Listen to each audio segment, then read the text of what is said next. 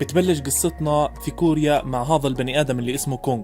هذا بني آدم شغال في شركة سيارات وأموره طيبة، وهو مروع على البيت برن على مرته بقول لها على العافية غالية، هاي جبت الكيكة عشان بنتنا عشان عيد ميلادها ويلا زبط الموضوع هيني مروح. ولما يرن عليه واحد من العملاء عشان يزبط معاه بيعة سيارة، بتعرفين جماعة الكوميشن والتارجت والقصص هاي، بيجي هو داخل على نفق بقول له اسمع شكلها الشبكة راح تطير، اسمع برجع لك. وبدخل النفق كالعادة طبيعي، وفجأة هو بالنفق ببلش يسمع أصوات يا إخوان غريبة عجيبة، في إشي غلط في الموضوع. بس هو بقول لك عادي الامور طيبه. بس المشكله بتبلش لما الضوء بتبلش تطفي وتضوي، هون ببلش الخوف يركب وركب، وخف عقله لما ببلش يشوف النفق قاعد بنهد على راسه لحد ما ينهد كله كامل. اول ما يبلش يصحصح يا اخوان وهو محشور جوا، اول اشي بفكر فيه يرن على الطوارئ. بس المشكله وين؟ ما بيكون في تغطيه، يعني مش سامعينه منيح، اشاره بتروح وبتيجي، فيش تغطيه يا غالي. المهم وشو بدك بالطويله لحد ما يقدر يحكي معهم ويحكي له المسؤول 5 دقائق يا غالي وبنكون عندك. وبالفعل اول ما يوصلوا قسم النجدة او الطوارئ او المساعدة بشوفوا المصايب، الجسر كله او النفق كله مهدود على الكامل. وبتصير القصة قصة رأي عام، يعني الاعلام بيعرف بالقصة انه هذا النفق بعد بنائه بشهر انهد. وعن طريق الإعلام مرته لكونغ بتعرف إنه هو أول واحد بلغ وإنه هو الغالي المحشور في النفق. هنا بتكون المصيبة لأنه مرته خاف عقلها، ولما المسؤول يرن عليه يقول له معلم بدك تطول بالك علينا شوي، الوضع مأساوي زي الزبالة وبدك تأقلم حالك يا غالي، إنه أمورك مش هينة، نسق لي حالك. كونغ يا اخوان خاف عقله، ما معه غير قزازة مي اللي كان يشرب فيها والكيك اللي جابها لبنته.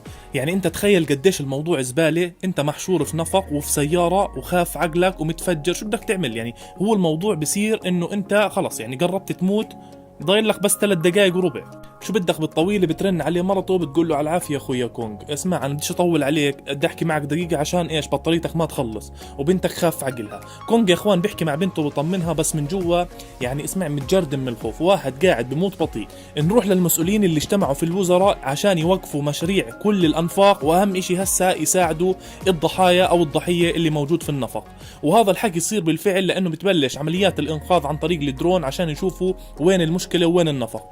ولما يدخل الرئيس تبع الانقاذ على النفق بنهد عليه وبكونوا راح يموتوا، بس بيقدر يطلع بطريقة غريبة عجيبة. المهم بيطلع وبرن عليه بقول له يا اخويا كونغ بعينك الله، وضعك زبالة من اللي بحبوا قلبك، هسه راح ينهد النفق بزيادة وبدك ترتب لي حالك على كم من يوم زيادة تستنى جوا، دير بالك على الوضع. وبنفس الوقت مرته بتوصل على المكان عشان تعرف شو القصة ومتى راح تساعده، وبكونوا في شوية مسؤولين واقفين في المكان، بس شغل صور يا اخوان، يعني هم جايين يتصوروا انهم قاعدين بينقذوا في الناس. المهم يا ابو الغوالي كونغ قاعد وخاف عقله، وبيقدر من الاخر من كثر ما هو خاف عقله يشغل الراديو عشان يسمع شو بصير برا. وهذا الحكي بخليه يبلش يتأقلم على الموضوع ويدور شو فيه بالسيارة شغلات تقدر تساعده، يعني خاص الزلمة ايقن هذا الكلام. وفجأة بسمع صوت كلب وبسمع صوت بنت بتقول له ساعدني مشان اللي خلقك، في قصة طارمة هون. هذا اللي بيخليه يقدر يطلع من السيارة ويشوفها قاعدة في السيارة وكل الحجار فوقها، بيحاول يساعدها قد ما يقدر، بس البنت مربطة ومتفجرة تفجير من كثر الصخور اللي وقعت عليها. بتقول له اسمع بدي اطلب منك طلب، خليني ارن على امي. وبترن على امها بتقول لها يما سامحيني والله الوضع شكله بيخزي وانا شكلي راح اودع، ديري بالك. وبتقول لها كونغ اسمع بدي اقول لك شغله، انا اسمع ريقي نشف، في مجال شويه مي يا غالي، بالله عليك شويه مي.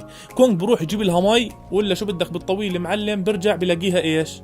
ماتت. هون كونغ بخش بحالة اكتئاب رسمي، يعني الدور عليك يا غالي، هذا اللي هو بحسه. وبتكمل معه لما يرن عليه فريق الانقاذ ويقولوا له انه الحفر بده يقعد 10 ايام، فبعينك الله بدك ترتب امورك، وما في اكل، فبضطر يشوف اكل الكلب وبيقسمه على 10 ايام، ما في اكل.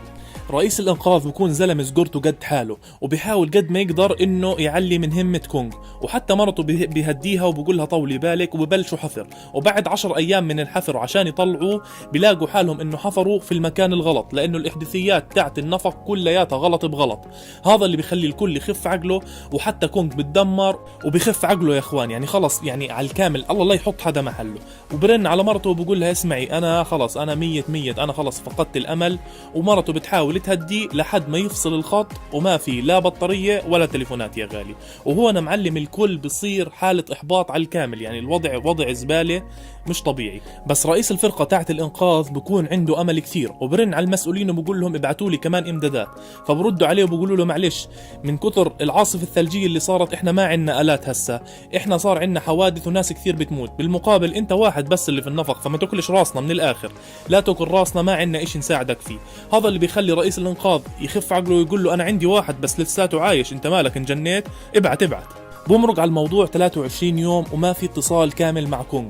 هذا اللي بيخلي الكل يخاف عقله وفكروه مات، بس مرته بتكون على يقين انه هو لسه ممكن يكون عايش. هذا اللي بيخليها تضلها تبعت له رسائل زي يعني معنوية عالية عن طريق الراديو، تقول له احنا بدنا اياك وحاول شد حيلك اذا انت صاحي او اذا انت عايش. هذا اللي بيخليه شوي ينعنش يعني ويحاول يشد من ازره. يعني يا اخوان الراديو ساعد بطريقة مش طبيعية. يعني مثلا انت تخيل حالك محشور وما في اشي غير تسمعه الا الراديو اللي احنا اصلا نفتحوش غير كل 14 سنة مرة. شو بدك بالطويلة بيجتمعوا رؤساء الشركات اللي مسؤولين عن الأنفاق وبيقولوا إنه إحنا وقفنا المشروع وهذا بكلفنا خسائر كبيرة فبدنا نرجع نشتغل، ما بيهمنا مين اللي مات مين اللي عاش، المهم إحنا بدنا نكمل شغلنا. رئيس المسؤول عن الإنقاذ بيكون خاف عقله ومش راضي بهذا الحكي، وبيخلي اللي معه مع إنهم خايفين إنه يكون ميت بس بيحاولوا إنهم يرجعوا ينقذوه كمان مرة. وهون بتصير يا إخوان المصيبة، وهم قاعدين بضبطوا الرئيس المسؤول عن الإنقاذ تيجي ضربة وبيموت. وهذا بيكون الاشي المأساوي في القصة، لانه المسؤول عن القصة هاي كلها مات وبيجي الوزراء والمسؤولين عشان يعزوا فيه.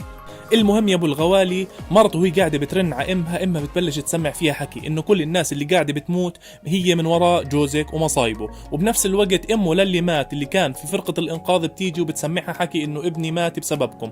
بتحاول مرته تعذر وخاف عقلها يا اخوان، والله لا يحط حدا محلها. لحد ما يوم من الايام بيجي عليها واحد من المسؤولين وبقول لها اسمعي احنا عملنا استفتاء وجوزك لازم نوقف نبحث عنه، لانه الاستفتاء بيحكي انه 65% من الناس موافقه انه احنا نكمل مشاريع ونوقف ندور على جوزك، فبعينك الله اتوقع على الاستمارة هاي عشان نوقف تدوير. وبالفعل بتوقع والناس بتبطل تدور على جوزها اللي لسه المسخم عايش.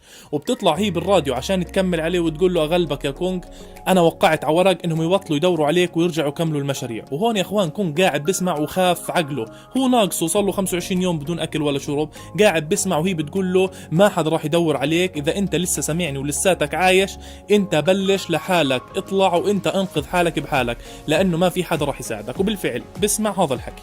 شو بدك بالطويلة المسؤول عن الحفر بخالف التعليمات وبقرر ينزل لحاله يدور على كونغ. وبنفس الوقت لما بيجي المسؤول بقول له مين اللي نزل، احنا بدنا نفجر ديناميت عشان بدنا نبلش نشتغل، اسحبوا لي اياه بسرعه هذا اللي نزل. ولما بيسحبوه المسؤول عن البحث عن الانقاذ بيعمل حركه حدقه، بنزل مايك بيرميه تحت عشان يسمع اذا في صوت جوا.